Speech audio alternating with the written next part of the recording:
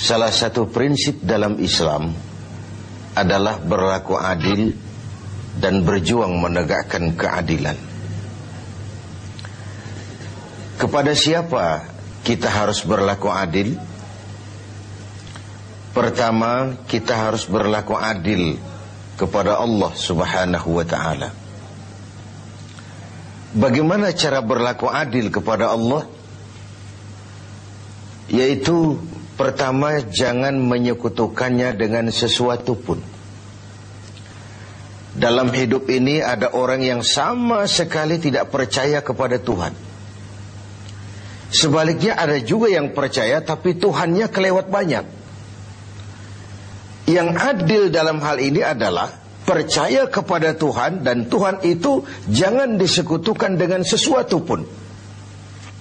Inilah keadilan kepada Allah Subhanahu wa ta'ala. Jangan menyekutukannya dengan sesuatu, baik berterang-terangan ataupun sembunyi-sembunyi.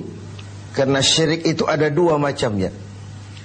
Ada yang disebut syirik jali, syirik terang-terangan. Nyata-nyata menyembah batu, nyata-nyata menyembah api, nyata-nyata menyembah gunung, nyata-nyata berkeyakinan Tuhan lebih dari satu. Itu syirik yang berterang-terangan, syirik jali namanya. Ada yang kedua disebut syirik khafi, syirik yang tersembunyi, syirik yang agak tersamar. Tidak nyata-nyata menyembah berhala, tidak langsung menyembah matahari, tidak langsung menyembah gunung, tapi ada sebuah keyakinan yang mencerminkan itu semua. Saya sejak pakai gesper ini, gesper ini, sejak saya pakai dagangan saya jadi laris. Ini syirik yang tersembunyi. Saya sejak pakai cincin ini, usaha lancar, cincin ini. Ini sejak ada perkutut ini di rumah, objek lancar betul, perkutut. Ini pun syirik namanya, syirik yang tersembunyi. Jangan menyekutukan Allah dengan sesuatu, baik yang berterus terang maupun yang tersamar. Kemudian yang kedua, adil kepada Allah adalah tidak menyembah kecuali hanya kepadanya. Karena ketika kita berkeyakinan tidak ada Tuhan selain Allah, saya tidak akan menyembah kecuali hanya kepada Allah, dalam ucapan dan juga dalam perbuatan. Kita tahu mudah menjadi hamba Allah dalam ucapan, tapi tidak mudah membuktikannya dalam perbuatan. Saya hamba Allah, kata saya. Apakah Allah mengakui saya sebagai hambanya? Itu yang saya belum tahu.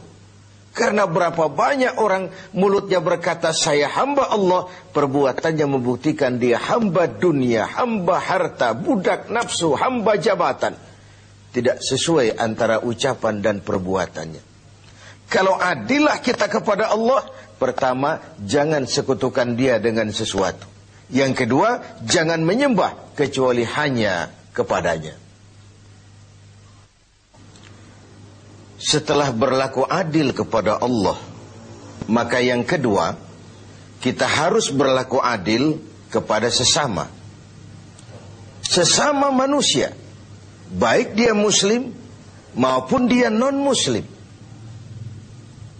Karena Islam adalah rahmatan lil alamin. Jangankan lagi dia manusia walaupun berbeda agama, binatang sekalipun, tumbuh-tumbuhan sekalipun mendapat rahmah dan perlindungan dari sebab turunnya Islam ini. Jadi perbedaan agama bukanlah alasan untuk bertolak belakang.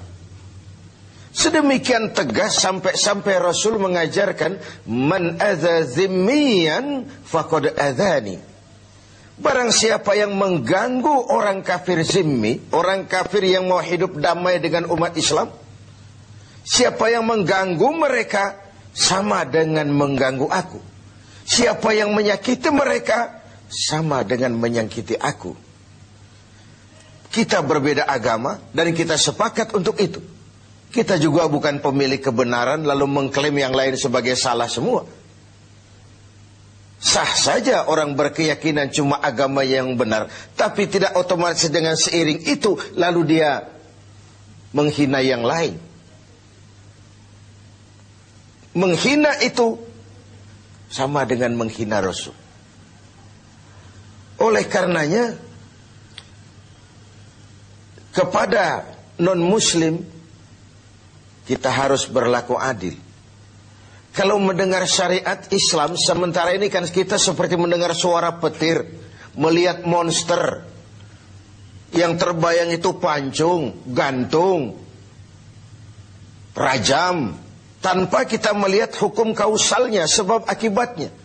Padahal watak syariat Islam itu, barangkali itulah yang kita dambakan selama ini. Kenapa? Pertama, syariat Islam itu al-musawat bainan nas fi takalifil ahkam. Semua orang sama dalam berhadapan dengan hukum. Bukankah ini masyarakat yang kita dambakan? Bukankah ini masyarakat yang mau kita bangun? Di mana tidak ada warga negara kelas 1, di mana hukum berlaku secara sama, di mana tidak ada warga negara istimewa, di mana hukum tidak berjalan seperti pisau, tajam ke bawah tapi tumpul ke atas. Syariat Islam memandang semua sama di depan hukum. Dan sejarah membuktikan itu. Bagaimana seorang Ali bin Abi Thalib ketika menjadi khalifah, berperkara dengan seorang Nasrani, dan Imam Ali kalah di pengadilan Islam. Seorang khalifah berperkara dengan seorang Nasrani dan kalah di pengadilan Islam. Itulah syariat.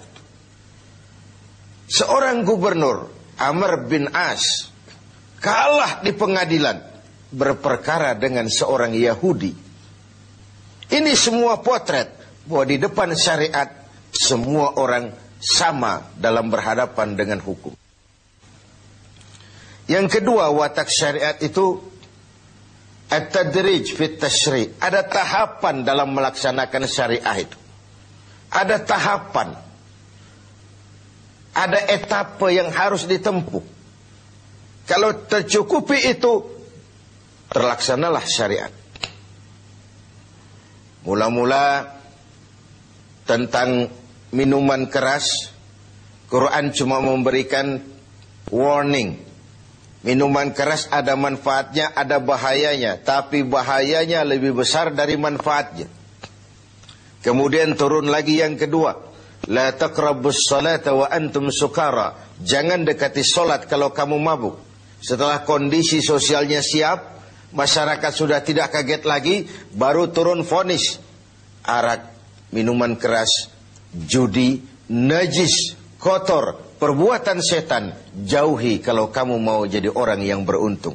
Itu yang disebut at-tadrij. Ada tahapan. Lalu yang ketiga, taklilut takalif, adamul haraj. Menyedikitkan beban. Kalau kemampuan melaksanakan suatu perintah berkurang, tekanan perintah pun menurun. Puasa yang sedang kita kerjakan ini hanya bagi yang cukup syarat. Berkurang syarat, berkurang juga tekanan perintah. Dia sudah balik, dia berakal sehat, dia mampu berpuasa. Cukup syarat, dia wajib melaksanakan puasa. Kurang syarat, tidak wajib melaksanakan puasa. Solat wajib berdiri. Kalau mampu, tidak mampu berdiri, ya duduk. Tidak bisa berduduk, berbaring. Tidak bisa pakai berbaring, pakai isyarat. Laksanakan sesuai dengan kemampuan. Inilah rahmatnya syariat Islam itu. Jadi saya kembali bahwa berlaku adil kepada sesama, pertama kepada muslim, yang kedua kepada non-muslim. Demikian tinggi nilai keadilan itu dijunjung sampai ayat Quran menyatakan, la yajrimannakum syana'anu qaumin alla ta'dilu. Janganlah kebencianmu kepada sekelompok orang menyebabkan kamu berlaku tidak adil. Tegakkan keadilan walaupun kepada orang yang paling kita benci. Kebencian bukan alasan untuk berlaku tidak adil. Sedemikian objektifnya perintah untuk menegakkan keadilan ini. Adil kepada sesama muslim, adil juga kepada yang non-muslim. Dan yang ketiga, kita berlaku adil kepada diri sendiri. Adil kepada Allah, adil kepada sesama, dan adil kepada diri sendiri.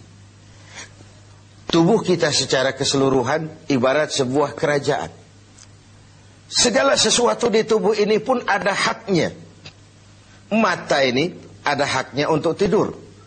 Berjaga saja siang malam tidak pernah tidur-tidur, itu mengurangi hak mata dan itu zalim. Perut ini ada haknya untuk makan, untuk diisi, untuk juga beristirahat. Puasa terus-menerus tidak makan-makan, itu zalim kepada hak perut, tidak adil kepada perut.